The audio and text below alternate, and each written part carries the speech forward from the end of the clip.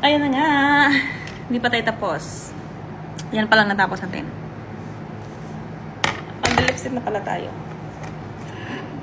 Okay? Pero hindi tayo magdadala ng bag kasi marami tayong bulsa. Lagi ng lipstick, What? Lagi ng lipstick, foundations, and everything. Okay? Bawal tayo magdala ng... Hindi naman siya sa bawal, pero tamad ako magbitbit. Lalo na paglakad-lakad. If favorite ng jowars ko Excuse me. Sorry. Favorite ng jowars ko maglakad. So, ako, ang tamad. Kaya, hindi ako magdadala ng kung ano.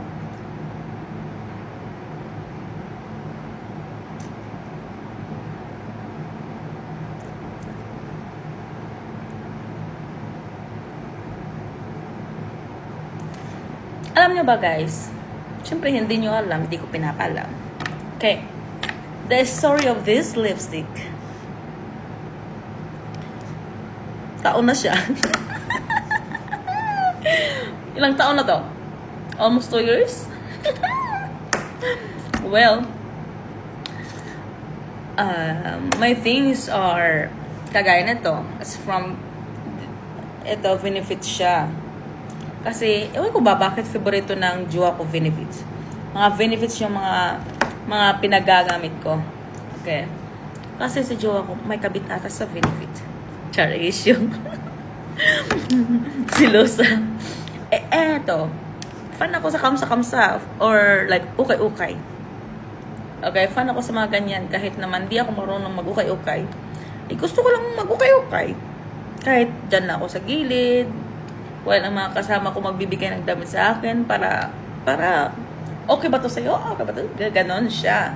Okay.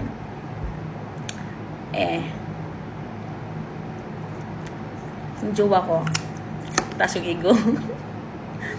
Mataas yung pride. Okay? Gusto niya yung susuotin ko, bags and everything are a little bit pricey. Pero ako na mukhang pera, sinabi ko sa jowa ko, cash mo na lang yan. Kasi si jowa ko, siya yung jowa na romantic, generous, mapagbigay. Pero ako yung jowa na nagre-reklamo sa binibigyan. Siya na nga binigyan, siya pa nagre-reklamo. So, ako si jowa na panay-reklamo sa ibibigay. Sinasabi ko sa kanya, instead na bibigyan mo ako ng bag na hahal,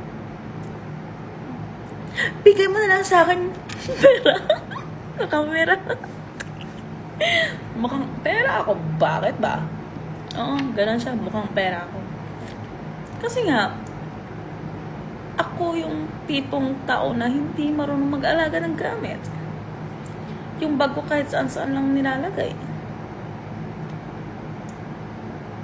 Yung gamit ko kung saan-saan lang nilalagay. So, ito na nga.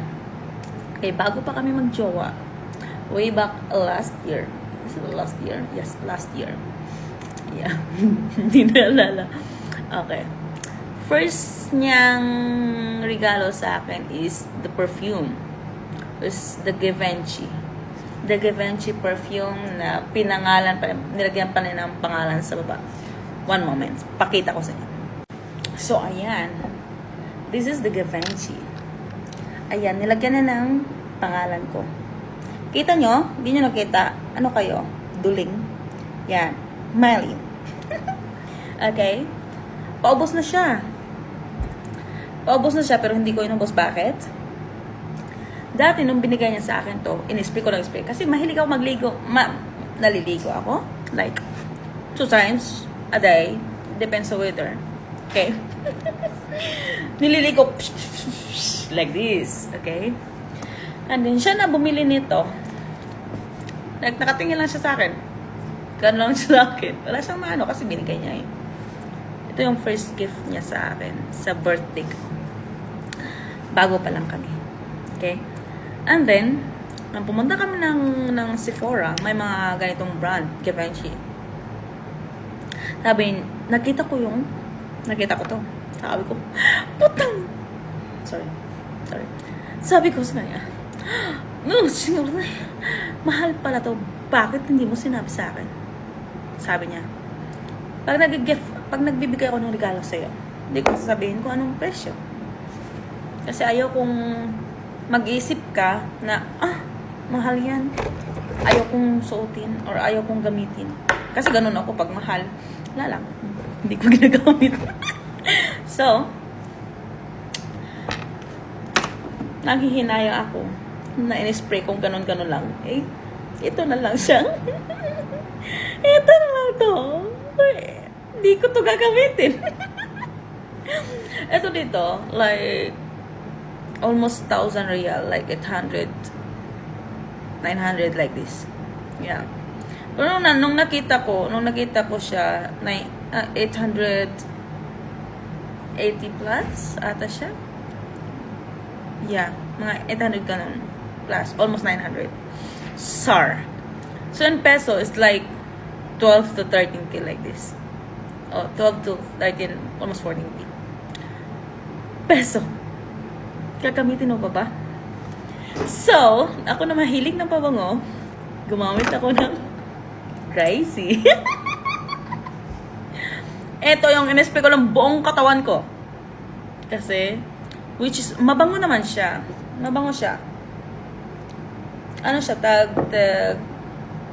69 SAR? It depends kasi sometimes nagpo-promo sila. So, which is, ang tatlo nito is 299. Minsan. Pero nung nakabili kami ng 4 na promo, nagiging 350 lang siya. 4 na siya ng ganito, iba-ibang flavor. 300 SAR. So, sa isa nito is like 50-69. Okay? It's like almost 1,000 peso. Pero okay na rin siya. Kaysa naman mag-spray ako ng 12k. Dito na lang tayo. Kasi yung Joaris ko, ewan ko, allergy ata siya sa sa mura. Naiinis ako sa kanya. Dinadala ko siya sa kamsa-kamsa. Kasi nga, kamsa-kamsa nga, tag 5 real lang. Which is, how much a peso?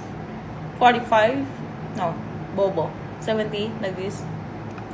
Masaya ako doon. Kasi mura eh. Siya, hindi pala siya masaya doon. Kasi nga, sabi niya, may kasabihan siya eh. Sabi niya, pag pag bibili ka ng mura, which is like 5 real, okay, or like 60, 70 peso, magagamit mo yan ng ilang buwan lang. Tapos bibili ka na naman. Pag bibili ka ng mahal, siyempre, matatatakbo sa otak mo na mahal yan. Siyempre, ingatan mo yan kasi mahal siya eh. So, which is, aabot siya ng lifetime. Ito nga lapit na mag 1 year. Hindi siya naubos. Kasi, mahal siya. Pero paubos na siya. Pero hindi ko na ginagamit. Tapos nasasayangan ako. So, ayun. Yun yung kasabihan ng utak niya. Yun yung logic niya. Pag mahal daw, iingatan siya. Minahal ka, iingatan ka ba? Ay. Pag mahal, iingatan mo, so aabot siya ng lifetime. Longer. Pero pag mura lang, which is, hindi mo matatatak sa sarili mo na, okay lang na masira yan kasi mura lang naman yan. Mabibili ko ulit yan. Ganun ba? Mabibili ko ulit yan kasi 5 real lang yan. 10 real lang yan. Ganun lang siya. Pero pag mahal, syempre, ingatan mo kasi nga, mahal siya. Pero ito sa klay ko, 15 real lang to. Doon ako masaya. Bakit mo? Sabi niya, ang babaw ng kasiyahan mo. Sabi ko, basta masarap yung kinakain ko, okay lang. Sige nga, next video ulit.